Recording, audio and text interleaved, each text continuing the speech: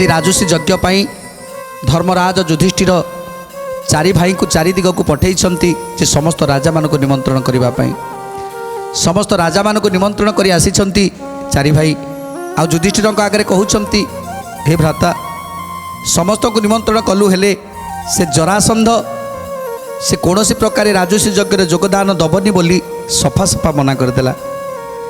एक कथा शुणी आज युधिष्ठिर श्रीकृष्ण को पचारुंट एवं आम कौन करवा जदि राजसी यज्ञ को जरासंध न आसती ताले चारिगुणा लक्षे राजा से आसीपारे से बंदी होकर रहीगले तेणु कौन करा तेणु प्रभु श्रीकृष्ण कहते हे युधिष्ठिर आमे गोटे काम करवा तेणु कौन कहते युधिष्ठिर राजा जही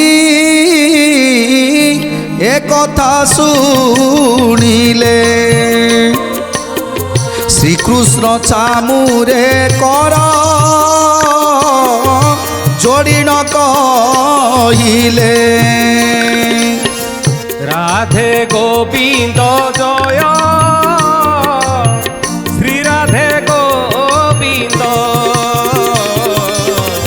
राधे गोविंद जय श्री राधे गोविंद केमंत उपाय जरा सन्ध कुजीणीबा ओ चक्र पाणी एथिर विचार करिबा चक्र पाणी एथिर विचार कहिबा चक्र पाणी एथिर विचार कहिबा। तेणु आज प्रभु श्रीकृष्ण आ युधिष्ठिर विचार विमर्श करुछंती जे जरासंध कहला कौन सी प्रकार से राजसी यज्ञ को जाई परिबनी कारण सबुठारु सी होची श्रेष्ठ राजा तेणु ता सहित युद्ध करिवार शक्ति सामर्थ्य का पाखरे नाही तेणु सामान्य राजा को निकट को मु केमिति जीवी तेणु तार जो अहंकार ता अहंकारटा को चूना करबा पई पड़िबो। ए कथा शुणी आज श्रीकृष्ण कहउछंती हे धर्मराज तमे ठीक कहिछ ताको आमे केमिति कहिबा जे तुमे युद्ध कर बोली से कोन आम सहित युद्ध करबा पई आसीबो तेणु प्रभु श्रीकृष्ण कहउछंती आमको माया करबा को पड़िबो माया रूप रे जीवा को पड़िबो आमे छद्रम रूप धरी ता पाखक जाई युद्धर भिक्षा मागिबू जदि से युद्ध करबा पई राजी हो जाए ताहले ताहले ताकू उपाय आमे मारिबा आ उपाय मारी सारिबा परे चारिगुणा लक्षे राजा मान को आमे उद्धार करबा।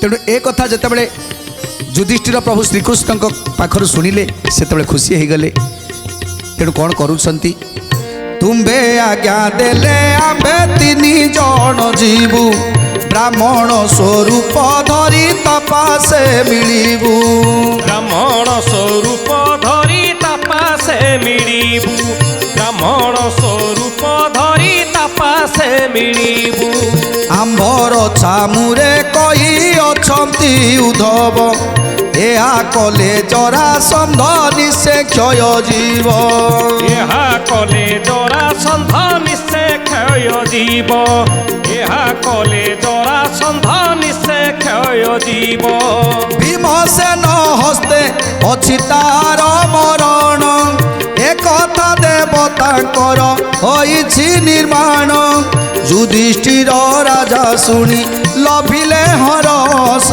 जा इच्छा हुए तुम्हें कर पितवास जहा इच्छा हुए तुम्हें कर पितवास जहा इच्छा हुए तुम्हें कर पितवास। तेणु प्रभु श्रीकृष्ण कहउछंती हे धर्मराज मु पचारुथिली उद्धव को आ उद्धव मते कहिथिले जे जदि आपण एमिति करिवे ताहले ताहले हुए तो जरासंध को जिणी पारिबे आपण भीम को साथी नहीं ब्राह्मण बेशरे जाई ता पाखरे पहुँचे आ ताकू युद्ध समर भिक्षा करेंगे आ जदि से समर भिक्षार राजी हो गला ताहले ताहले भीम हाथ में ता सहित युद्ध करेंगे आ भीम हाथ में युद्ध कला परे भीम हाथ ही से मरिबो ଏ କଥା ଉଦ୍ଧବ ମୋତେ କହିଛନ୍ତି। ତେଣୁ ଆମକୁ ଯିବାକୁ ପଡ଼ିବ। ଛଦ୍ରମ ରୂପକୁ ଧରି ଆମେ ତା ପାଖରୁ ଯୁଦ୍ଧର ଭିକ୍ଷା ଆମେ ମାଗିବା। ତେଣୁ ଆଜି ଯୁଧିଷ୍ଠିର କହୁଛନ୍ତି, ହେ ପ୍ରଭୁ, ଆପଣଙ୍କର ଯାହା ଇଚ୍ଛା ତାହା ହିଁ କରନ୍ତୁ। ଆପଣଙ୍କ ଇଚ୍ଛାକୁ ଏଡ଼େଇଲା ବାଲା ଏ ସଂସାରରେ କେହି ନାହାନ୍ତି। ତେଣୁ ଯାହା ଆପଣ ଠିକ୍ ଭାବୁଛନ୍ତି ତାହା ହିଁ ଠିକ୍ ହେବ। ତେଣୁ ଆଜି ପ୍ରଭୁ ଚାଲି ଯାଉଛନ୍ତି ଭୀମ ଅର୍ଜୁନକୁ ସାଥିରେ ଧରି ଜରାସନ୍ଧ ନିକଟକୁ ଯାଉଛନ୍ତି ବ୍ରାହ୍ମଣ ବେଶକୁ ଧରି।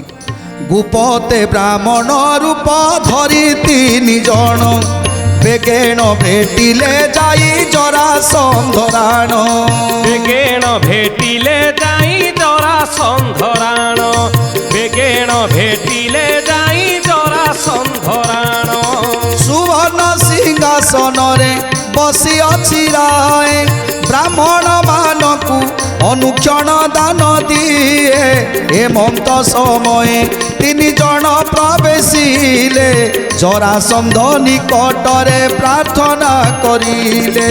ଜରାସନ୍ଧ ନିକଟରେ ପ୍ରାର୍ଥନା କରିଲେ। ଜରାସନ୍ଧ ନିକଟରେ ପ୍ରାର୍ଥନା କରିଲେ। ଏକ ଲକ୍ଷ କରି ହୃଦୟ ଭାଳି ନୂର୍ପରାଣ। ଏହି ତିନି ପୁରୁଷ ତ ନୁହନ୍ତି ବ୍ରାହ୍ମଣ। କ୍ଷତ୍ରିଙ୍କର ପରାୟତ ଏମାନେ ଦିଶନ୍ତି। ଗଣ୍ଠି ମୁଷ୍ଟି ଏମାନେ ଶୋଭା ପାଉଛନ୍ତି। ଗୋବିନ୍ଦ ମାଧବ କୃଷ୍ଣ ଶ୍ରୀ ମଧୁସୂଦନ। ଗୋବିନ୍ଦ ମାଧବ କୃଷ୍ଣ ଶ୍ରୀ ମଧୁସୂଦନ।